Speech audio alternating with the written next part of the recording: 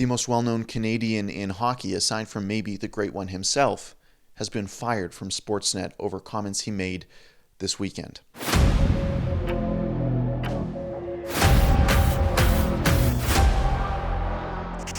Don Cherry is no more, at least not on Sportsnet, who caved to the censorious leftist mob who wanted Don Cherry's head. Now, they've wanted his head for quite some time now. This was just the catalyst that finally served it to them on a silver platter. Here's what Don Cherry actually said over the weekend. Downtown Toronto, forget it, downtown Toronto. Nobody wears the poppy. You people love you. They come here, whatever it is. You love our way of life. You love our milk and honey. At least you could pay a couple of bucks for poppies or something like that. These guys pay for your way of life that you enjoy in Canada. These guys paid the biggest price. Now, you might agree with him. You might not.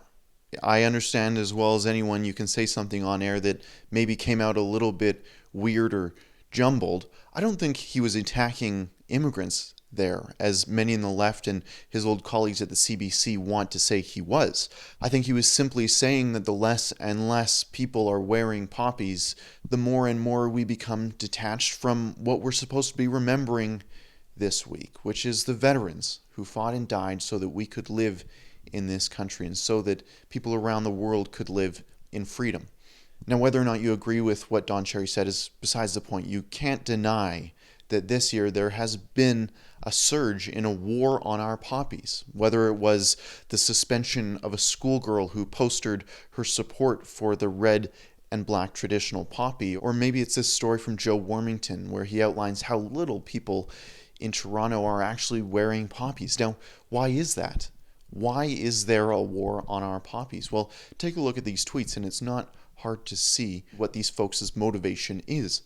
Nowadays, for the woke left, wearing a poppy is fascist. I only have one thing to say. I don't give an F about your dead, your poppy, your minutes of silence, or the fascist ways of telling people how to behave at chosen times. I'm glad Brits are dead. There's more, and this is from the UK. Stick your effin' poppy up your fat effin' arse, you fat effin' fascist F.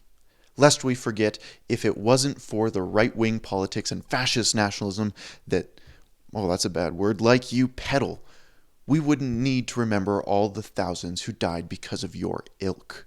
Now, this is just in the United Kingdom, and it gets worse when it comes to Canada.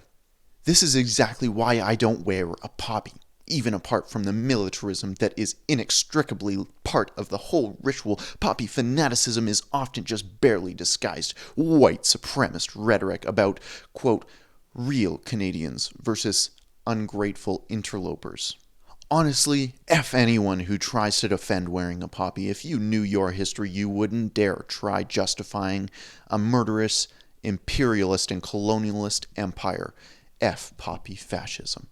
Now, the woke left can't seem to get their point across without the blistering use of these swear words, but it's not just the entitled woke left on Twitter.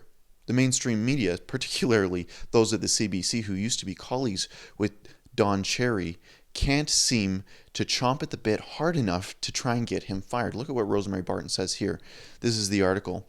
These people will do anything they can to deplatform anyone they can. And Don Cherry, well, he is just the figurative cherry on top.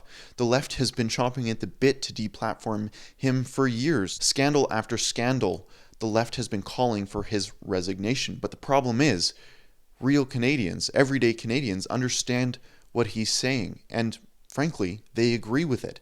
That's why the petition that Rebel News just started today has already exploded. At the time of filming this, over 5,000 people have signed the petition, and it was just put up a few hours ago. You can go to supportdoncherry.com and sign the petition. Tell him, and tell the world, that you support wearing a poppy, that you support our men and women in uniform, and that you will remember our veterans who fought for the freedoms that we enjoy today. For Rebel News, I'm Keean Bexte. Don Cherry has been fired, and I think Sportsnet needs a little reminder that there are more patriotic Canadians than there are woke-triggered, deplatforming leftists. Be sure to sign the petition at supportdoncherry.com so we can show Sportsnet and those folks at the CBC who are just reveling in the dismissal of Don Cherry, exactly how many Canadians stand behind him?